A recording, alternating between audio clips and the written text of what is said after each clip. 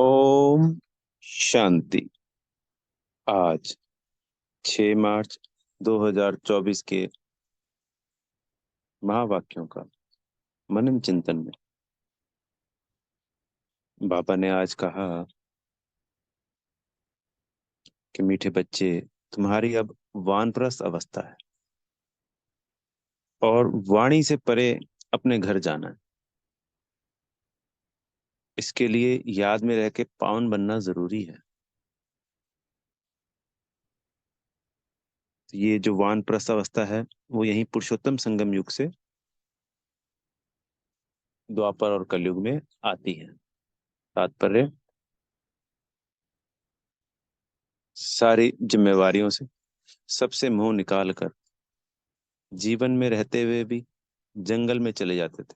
वानप्रस्थ, वन में जाना, सब चीजों को छोड़कर राजा भी चले जाते थे। हमें घर गृहस्थी में रहते हुए देह देह के संबंधों को, सब पदार्थों को भूल जाना है। इस ड्रामा की भी वानप्रस्थ अवस्था आ चुकी है। बाबा भी ब्रह्मा बाबा के तन में वानप्रस्थ अवस्था में ही प्रवेश करते हैं जब उनकी आयु 60 वर्ष की होती है।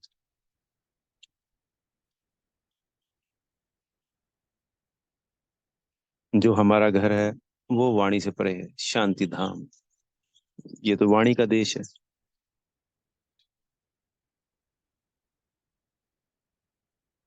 इसके लिए जरूरी है पावन बनना। पावन बने बिगर कुछ किया ही नहीं जा सकता।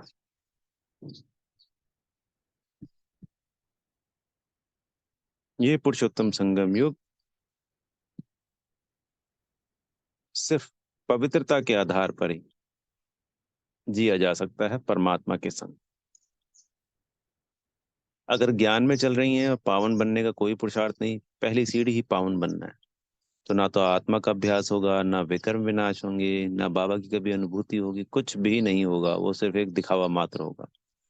आत्मा त्रेता में जरूर आ जाएगी, पर कोई भी प्राप्ति नहीं। दास दासी त्रेता के कुछ एक जन्म बस।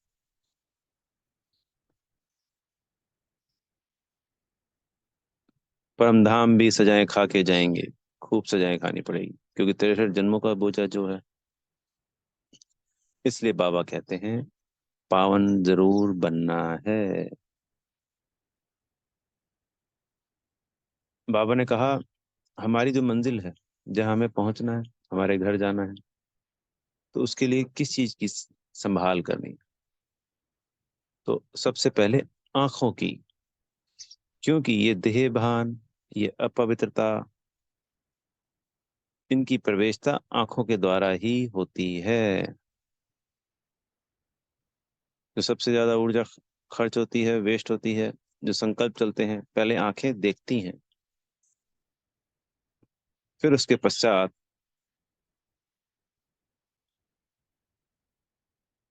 संकल्प क्रिएट होते हैं। तो बाबा ने कहा कि क्रिमिनल आई बहुत नुकसान पहुंचाती है।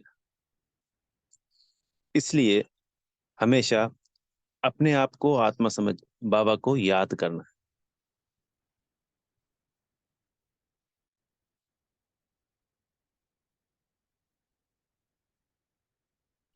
आत्मा समझने से आंखों का क्रिमिनलपन भी समाप्त हो जाता है। फिर जब स्वयं को आत्मा देखेंगे और दूसरों को भी आत्मा भाई देखेंगे, तो क्रिमिनल आई तो होगी ही नहीं।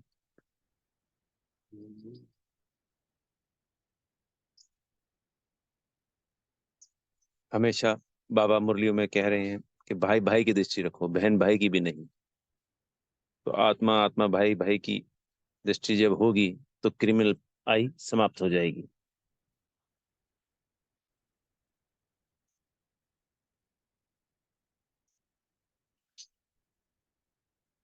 क्योंकि इस रुद्र गीता ज्ञान की मुख्य लाइन ही है काम महाशत्रु है। यही वाक्य उस संसार की गीता में भी सबसे प्रमुख है। और इसका मुख्य कारण ही क्रिमिनल आई होना है।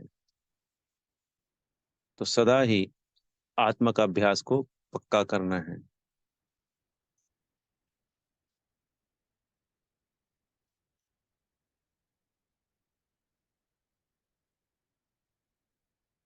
इसके लिए हमेशा एकांत में बैठकर, सुबह में, दिन में, कभी भी जब मौका मिलता है, जो घरों में बहनें होती हैं, उनको दिन में जब बच्चे ऑफिस बच्चे स्कूल चले जाते हैं और युगल ऑफिस चले जाते हैं, और जब सब सेवाओं से निवृत्त हो जाती हैं, तो उनको एकांत मिलता है। और भाई लोगों को सुबह जल्दी उठकर, सभी को जल्दी उठना है, पर वो सुबह एकांत में रह सकते हैं। तो बाबा ने कहा उस वक्त आत्मा का अभ्यास करना है, बाबा से रूह रिहान करनी है, बाबा से बातें करनी है।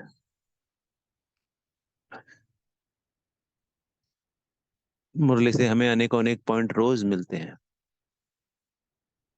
आत्मा के, परमात्मा के। तो उस अभ्यास को बढ़ाते जाना है।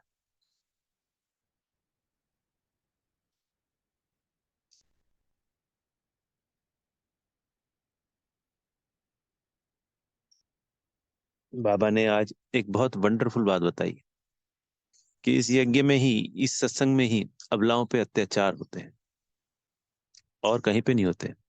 किस बात पे होते हैं? पवित्रता को लेकर। क्योंकि पूरे विश्व में सिर्फ बाबा के बच्चे ही पवित्रता को धारण करते हैं। बाबा द्वारा पवित्रता धारण कराई जाती है। सबसे पहले प्रमुख ही है पवित्रता। जब हम पवित्रता धारण करेंगे तभी हम आत्मा का अभ्यास भी कर पाएंगे। अगर हमने पवित्रता धारण नहीं की तो आत्मा का अभ्यास हो ही नहीं पाएगा। हम ज्ञान में आगे बढ़ ही नहीं पाएंगे। ये ज्ञान भी धारण नहीं होगा, याद भी नहीं होगा।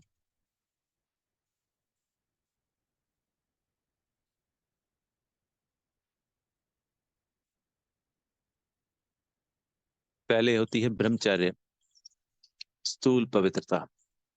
फिर होती है मन की पवित्रता। जब तक स्थूल पवित्रता को धारण नहीं करते, तब तक मन की पवित्रता भी धारण नहीं हो सकती।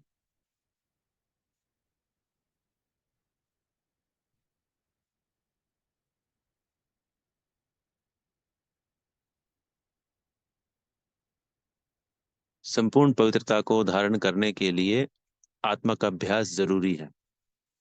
तो पहले ज्ञान में आ करके हमें पवित्रता को, स्थूल पवित्रता को अपनाना होता है, ब्रह्मचर्य को अपनाना होता है। खान पान अति शुद्ध होगा और पवित्रता धारण होगी, उसके पश्चात ही हम आत्मा के अभ्यास के द्वारा सर्व कर्म इंद्रियों को पे जीत पा सकते हैं। और मन में भी व्यर्थ, नेगेटिव, अपवित्र संकल्प से सदा सदा के लिए मुक्ति मिल सकती है।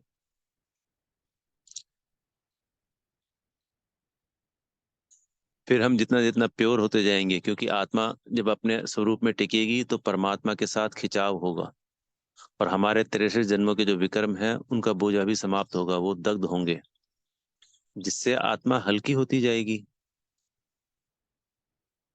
और बाबा के नजदीक जाती जाएगी। फिर उस परमात्म प्रेम की अनुभूति जब होने लगेगी, तो उसके बाद कुछ भी अच्छा नहीं लगेगा। इसलिए बाबा पवित्रता और आत्मा के अभ्यास के लिए रोज मुरली में बल देते हैं। मुख्य बातें ही दो हैं, पहली पवित्रता और फिर आत्मा का अभ्यास।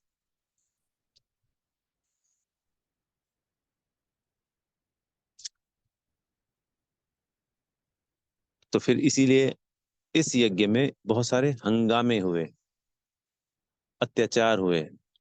बाबा ने कहा कि बाबा को पहले से ही ये बात पता थी, तभी तो बाबा ने ये रूल निकाला था कि आप यज्ञ में ज्ञान धारण करने के लिए आ रहे हैं, इसके लिए घर से लेटर लिखवा के लाओ।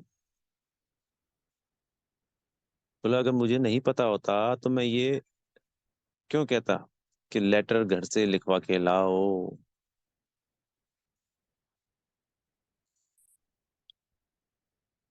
क्योंकि वो जानी जानन हार है, सृष्टि के आदि मध्य अंत को जानता है।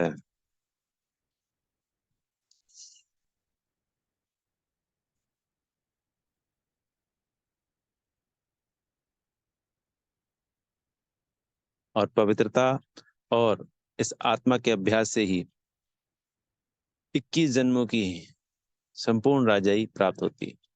स्थूल पवित्रता तो सभी बच्चे धारण कर लेते हैं, और वो 9 लाख बच्चे जो कल्प के शुरुआत में आते हैं, आदि में आते हैं, वो 21 जन्मों का पूरा वर्षा ले लेते हैं। पर उसमें जिन्होंने आत्मा के अभ्यास के द्वारा अपने विकर्मों को दग्ध किया है, उनको राजाई मिलती है। इसलिए 108 ही संपूर्ण रीति से पास होते हैं।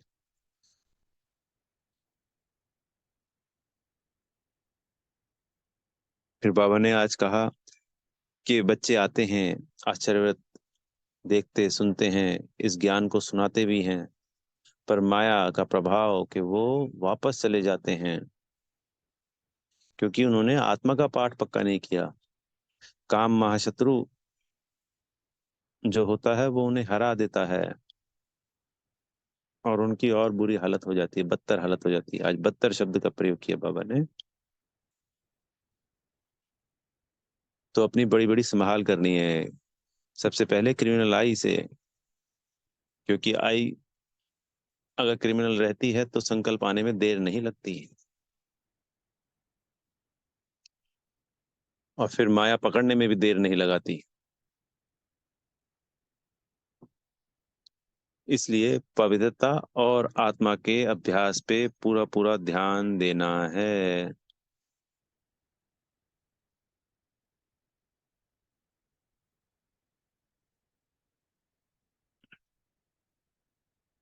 और इसके लिए फिर बाबा को याद करना है, जिससे हमारे संपूर्ण विकर्म विनाश हो जाएं।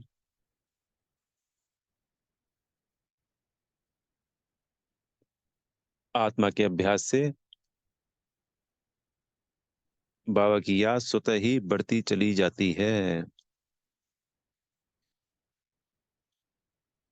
आज बाबा ने धारणा में भी कहा, बाप दादा दोनों की पालना का रिटर्न पवित्र बनकर दिखाना है। तो जो हमें पालना मिल रही है, उसका जो रिटर्न है वो है पवित्र बनकर दिखाना।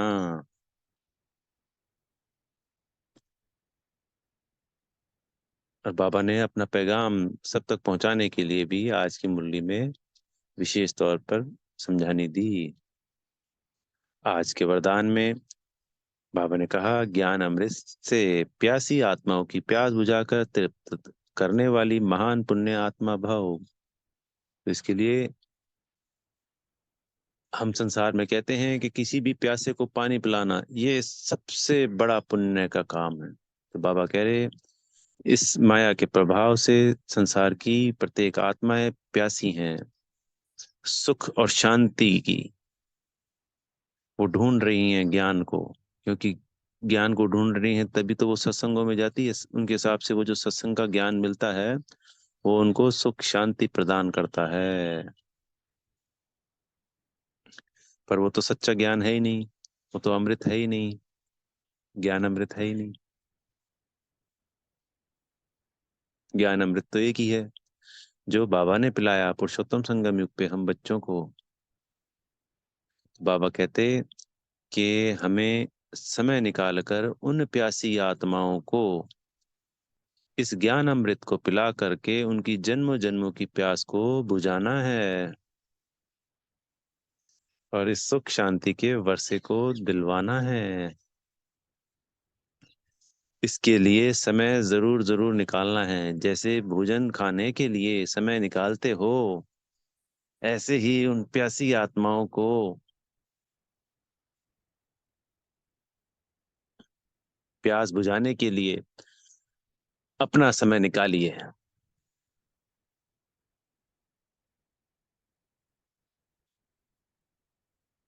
और उन आत्माओं की प्यास बुझाइए।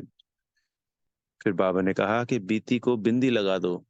जो बीत गया, चाहे वो कुछ हमसे हुआ, चाहे ड्रामा ने कराया, कैसे भी मान लीजिए, उसको भूलना है, बिंदी लगा देनी है, और फिर अब हिम्मत का कदम आगे बढ़ाना है।